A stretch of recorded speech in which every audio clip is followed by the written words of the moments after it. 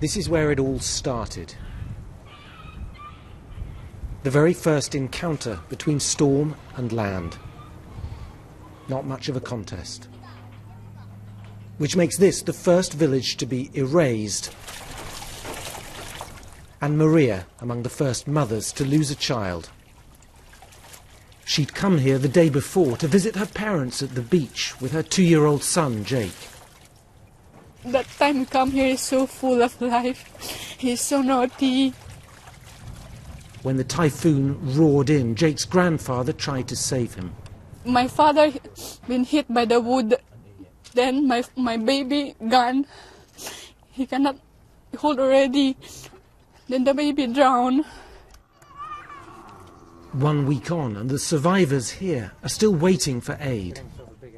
This may have been the first place to get hit, but it seems to be amongst the very last to get any help. That's because this is an extremely remote corner of the Philippines, and the storm essentially cut it off from the outside world. A few miles away, the town of Giwan is in no better shape.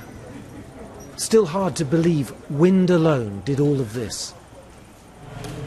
I've come to see the man in charge here, the 33-year-old mayor, Sheen Gonzalez. The military have been trying to stop looters. Nursing his own injury and twitching with stress, the mayor, like the town, is running on empty. I have to be okay, because I am the mayor of this town. You look exhausted. Very stressful, but I need to be strong. What do you need most? Food. We need food and temporary shelters for the people. Easy to see why. The town's sports hall was supposed to be a sanctuary from the storm. Instead, 12 died here.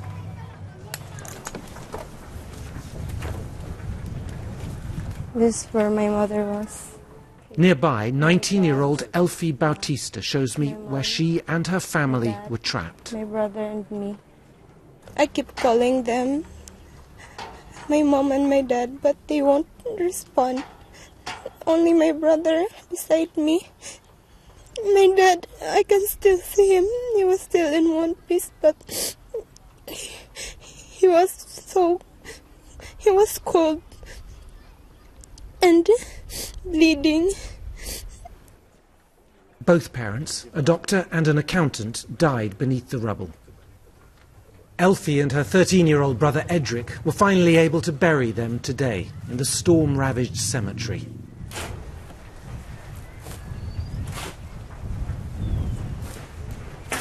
The children, like the town, left pondering what future they have now. I want to be like my mother. A doctor. A great mother.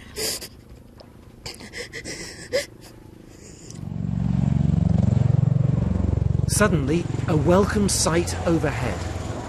2 big military aircraft fly past. The crowd rushes out to an old airstrip. If I were them, they have to come here. If they have relief goods, they have to come here, give us food. How does it make you feel seeing those planes going past? Seeing this place gives me hope. And sure enough, the Americans land on a runway they built during an earlier operation here, World War II.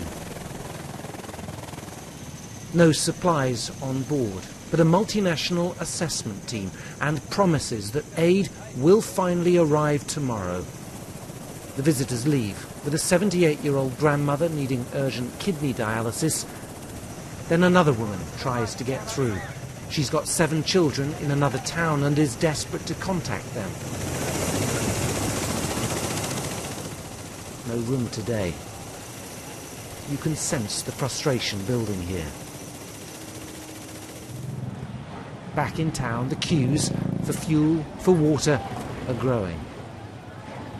This place was cut off for so long, it's not surprising. Things got pretty tense, pretty desperate here. There's been a lot of looting and there's still a state of emergency. And yet what's really striking about this town is how quickly the community has come together again and started to get things done.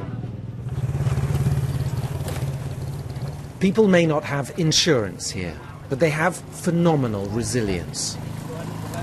For now, Elfie and her brother are leaving to stay with relatives somewhere a little safer inland. But you get the sense this shattered town will recover, slowly to be sure, from the storm of a lifetime. Andrew Harding, BBC News, Guywan.